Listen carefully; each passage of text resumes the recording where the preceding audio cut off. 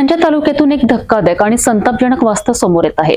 गरिबांच्या ताटात जाणारा रेशनचा तांदूळ काळ्या बाजारात विकला जातोय आणि विशेष म्हणजे या संपूर्ण तस्करीला थेट प्रशासनाचा आशीर्वाद मिळतोय असा गंभीर आरोप होत आहे। रात्री ट्रक दिवसा ऑटो रेशन तस्करीचा अक्षरशः हायवे तयार झालाय।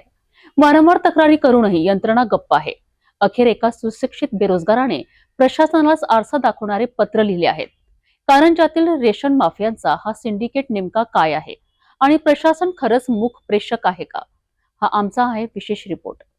कारंजा तालुका धान्याच्या कोठारांसाठी ओळखला जाणारा भाग आज मात्र रेशन माफियांच्या हैदोसामुळे बदनाम होताना दिसतोय। कारंजा, धनज आणि कामरगाव परिसरात दर एक दिवसाआड तब्बल 35 ते 40 टन रेशनचा तांदूळ काळ्या बाजारात तस्करी केला जात असल्याचा धक्कादायक दावा करण्यात आला आहे। रात्री 2 ते 4 च्या दरम्यान मोठे ट्रक संभाजीनगर नागपूर महामार्गावरून गोंदिया आणि गडचिरोलीकडे रवाना होतात, तर दिवसा कामरगाव परिसरातून दररोज 3 ते 4 ऑटो भरून रेशनची छुपी वाहतूक सुरू असते। या संपूर्ण गोरखधंद्यातून दररोज जवळपास 20 लाख रुपयांची उलाढाल होत असल्याचा आरोप तक्रारदार अक्षय प्रभाकरराव लोटे यांनी केली आहे।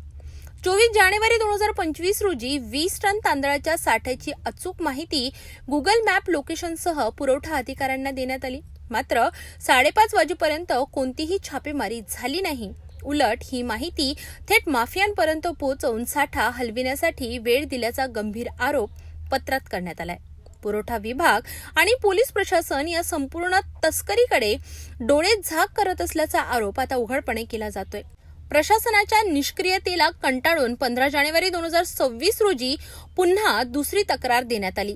जर रेशनची तस्करी गुन्हा नसेल तर तालुक्यातील इतर सुशिक्षित बेरोजगारांनाही हा व्यवसाय करण्यासाठी लेखी परवानगी द्या, अशी उपरोधिक मागणी त्यांनी केली आहे। हा संताप नाही तर व्यवस्थेवरचा थेट आरोप आहे।